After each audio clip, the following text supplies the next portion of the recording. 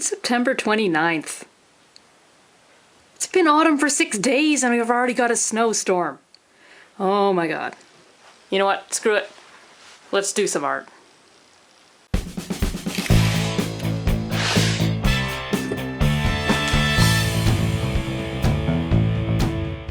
Hey guys, and welcome back to another episode of Draw with T or Draw with Tay. Still figuring that out. I'm Tegan, and today we're going to be doing something different. We're actually not going to be doing a speed drawing. This is going to be playing out at 100% speed, so bear with me as I place my pencils, open up my sketchbook, and get ready here. Today we'll be doing gesture drawings, and the reason we're doing that is, I wanted to do something different, just throw spaghetti at the wall and see what sticks in terms of what kind of content I'm drawing. But also, the day I was filming this, I was so tired. I was almost at the point of, I swear I could have forgotten my name. So I figured it would be a kind of a waste of time, and it would just frustrate me if I did my usual anatomy studies, because those take brain power, you gotta think through things, and you gotta get a little frustrated as you're doing it, and I had the memory of the proverbial goldfish. So I decided to fall back on the thing I used to do. Before I did anatomy studies, I would do gesture drawings as warm-ups before I do whatever art it was that I was going to do that day. They're nice and quick. I had actually kind of forgotten how quick they were, so I thought I'd be speeding this up by, 200% like my usual videos, but when I was reviewing the footage, I was like, wow, I got it all done in one shoot? Because my camera can only record 30 minutes at once, so that was kind of a bit of a shocker, but gestures are quick. And the set I'm doing here is just 60 seconds, and I'm doing them from a website. The observant of you might have caught in my funny little intro that I had an iPad set up by my desk, and that's basically what I'm drawing from. It's a really, really good website, and I'll put a link to it down in the description. So if any of you are looking for a good kind of website for 30-second, 60-second, I think it goes up to 10-minute just gestures. It's a really good website. I'm sure a lot of you have probably heard of it by now. It kind of changed its name. I think now it's called Line of Action. Anyways, it's kind of my go-to for gestures and stuff. And yeah. Well, I guess I should talk a little bit about gesture drawing, just in case we got some new artists here that they're like, what is this magic? Or maybe you've heard you should do this and you don't really understand how drawing something for 30 seconds is gonna make you good at all. So the point of gesture drawing is not to draw anatomical accuracy. Nobody expects you in 30 seconds to a minute to get down this beautifully rendered human figure, perfect anatomy, perfect everything. The goal of gesture drawing, well, there's several. Goal number one is just to warm you up before you do other drawings. It's it's like a car in winter. You got to warm up the engine a bit before you take off. And I apologize if you're not a Canadian, or you live in a part of Canada where it's really warm. I don't think that exists. Somewhere where you don't understand the concept of warming up a car. But you gotta heat up your drawing muscles and just get yourself in the mindset before you draw. Just so when you do draw whatever you're after, you're fast, you're confident, and you're not chicken scratching the page, which admittedly I do regardless of how warmed up I am. I'm trying to get over that, but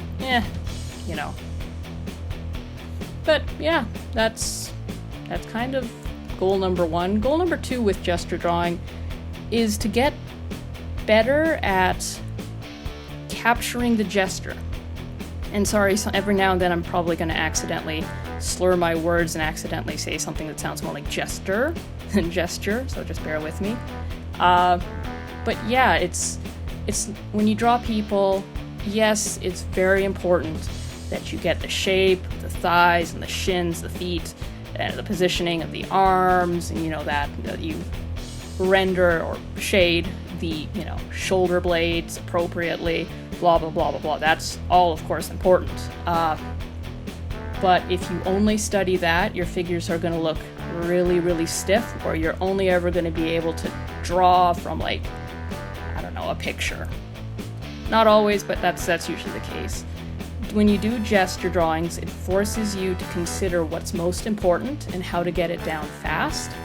And it's also a way of pushing past all those details that'll hang you up and capturing what's actually happening in whatever it is you're drawing. So like here I'm drawing kind of a strange pose of a guy who's kind of holding a rope out and has his hand behind his head. This is a very bad example for what I was just talking about. And I'm kind of struggling to capture the movement in it. But like, you want to capture the posing. In fact, when you get really good at gesture drawing, you start pushing posing. So perhaps somebody is, sitting in a chair. Sitting in a chair is a terrible example. I'm sorry. Say somebody is like, so you happen to capture a picture of somebody who's like leapt up into the air. You want to capture that sense of movement, that lift, that sort of spring, the way their legs bend, and the way their like arms might be outstretched, how they might be looking down or looking up. If maybe in this example they're about to shoot a hoop, a basketball hoop, you want to be able to capture that movement. You want to practice something called like the line of action, I believe is what they typically call it in gesture drawing and even animation and stuff. And it's basically this curve that dictates a lot of the body. Another thing you want to practice is kind of where the weight is. Again, this is perhaps not the best drawing, but to show it. But in the previous one that I'm kind of drawing over, I would consider what foot is the weight-bearing foot. And the way you kind of think of it is which foot would you sweep, like, do a leg sweep, that would make the person fall. Yeah, so here I am just tiredly drawing these things. Unfortunately, with this set, I really wasn't considering the line of action. I can always tell when I haven't been doing my gesture drawings for a while, and here I really haven't because I've been working on the anatomy studies, and I unfortunately just don't have like an hour before I'm about to draw these days to do both of these studies, but obviously if you could, that'd be great. So here I notice I'm kind of like picking and forming the anatomy and stuff, and that's okay, but normally when I do this, I will draw the head and then I'll quickly do sort of a line that represents the torso, and sometimes it'll stretch down to the weight-bearing foot. Sometimes I'm gonna be honest with you guys, sometimes I get the weight-bearing foot wrong, because the weight-bearing foot is usually the one. Oh, this is going to be hard to explain. If you put your weight on one foot and let your other one, you kind of pop your knee, then what'll happen is your weight-bearing foot, your hip will slant, and it'll slant up to the weight-bearing foot and down to the foot that isn't weight-bearing. And I know that's really, really hard. Maybe one of these days I'll have to like draw a contrapposto pose just to kind of show you guys if you don't know already. But I sometimes just in my tiredness and my noobishness, I get it wrong and I think, oh, the foot that's, if where the hip points down, that's the weight-bearing foot. But nope, it's not how physics work. It works the other way around. This gesture I'm drawing right now would have been a perfect example of that contrapposto pose, that popped hip and leg thing. But he was wearing fabric, so I drew the fabric. Ultimately, you kind of want to get down to 30-second drawings. That's where you really, really just go fast. Sometimes you don't even do the feet or the hands. It's just kind of getting that movement, that sense of movement with the figures. It also helps, though, sometimes when you draw a bit smaller than what I am. Another feature of me having not drawn these for a while is my figures were very, very varied in size. And some days I like to draw them a bit bigger, in which case I'll give myself a full minute, or, sometimes 90 minutes, but, not 90 minutes, 90 seconds. but I prefer to stay in the 30-second to 60-second range. Anything more than that, and I start getting into this awkward place where I want to draw details like I'm figure drawing, but then I'm also rushing things, and it looks awkward. And when we get into 2-minute figures, that's where my art gets really, really weak. And then you hit past 10 minutes or so, and it starts getting a bit stronger again. I'm just really bad about figuring out my time between 2 minutes and 10 minutes when it comes to gestures. Gestures. Also, guys, if you like seeing this sort of stuff, let me know, and I might shoot this a few more times. Or, heck, I might even just shoot it a couple more times anyways, because basically how I'm doing these videos is I'm just pointing the camera at what I would normally do anyways, which is, drawing what I feel I need to draw or want to draw. So yeah, you've seen some of my anatomy studies, you've seen me do some gestures, you've watched me kind of work through redesigning my character Storm Screech, and anything I kind of need to draw that I can show, I probably will. Unless I'm just far away from a camera or something, or if I've got a client and, they really, for reasons I can't show you the designs I'm working on, which kind of sucks, because, I might record some stuff for me, but I wouldn't be able to show it to you guys, unfortunately. Intellectual property and all that. So here's a question for any artists who are watching this. Do you do gesture drawings? And, do you do them like this? How often do you do them? Because I know a lot of artists that get very, very scared of this, especially the 30-second ones. It's like the most bitter medicine for them, and I know a lot of people that just flat out don't do it. I can totally understand it. When I started doing these sort of quick gestures, I was terrified. I hated it. I would do them on separate paper, and I would hide them in this 2-inch plastic folder, which I still have, and it's entitled Scribbles. And they were terrible. They were flat out some of the worst drawings I ever did. Part of it was I didn't really know why people were doing gesture drawings, so I just assumed I would have to barf up art for 30 seconds, and that would somehow make me better. It was only later on, after, watching YouTube videos of famous, very highly talented artists, that I began to understand, it was about the line of action. It was about, capturing the gesture, not the anatomy. Because those first drawings I did, I was so trying to capture the anatomy, and, oh no, I drew the arm too long, oh crap, I'm out of time, and I would get frustrated. And honestly, you're going to get frustrated with this if you haven't done it before, but you really should do this, and I would recommend you do this.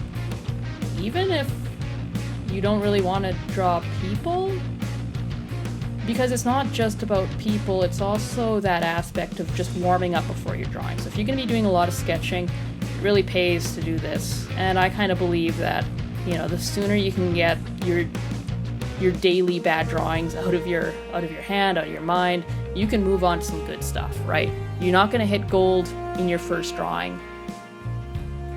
Even if you draw the most pretty thing ever, I guarantee you if you go 4 pages deep, you're going to start getting, stuff that is just better.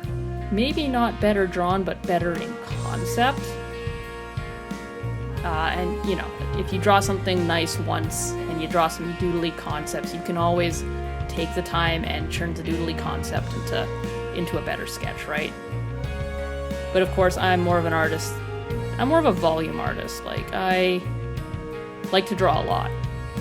That's kind of how I get over getting stiff about my art, getting precious about my art. It's the best way I've ever found to deal with it, is just don't draw 50 pages a year, draw 400.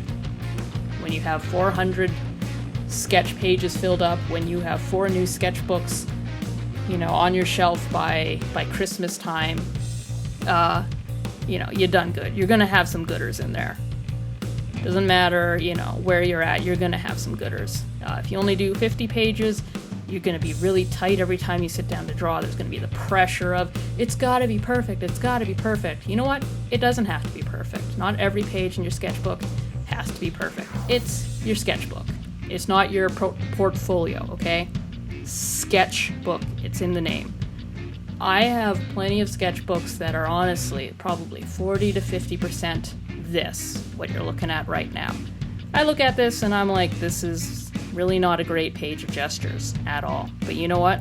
I've got a lot of people that flip through my sketchbooks on occasion and they go gaga over this stuff, right? So, it's sometimes the mass of it is really nice. Sometimes that's what makes it a masterpiece, not beautiful art. Anyways, that's it. That's my gesture warm-ups, and let's do kind of a zoom in and, look at them. We don't really have to do a zoom in. These aren't really worth a zoom in, but, just in case, right? So yeah, there's a whole bunch of figures and stuff. No real line of action, but maybe I'll remember to do that down the road as I improve, And yeah, thanks for watching, guys. See you in the next episode.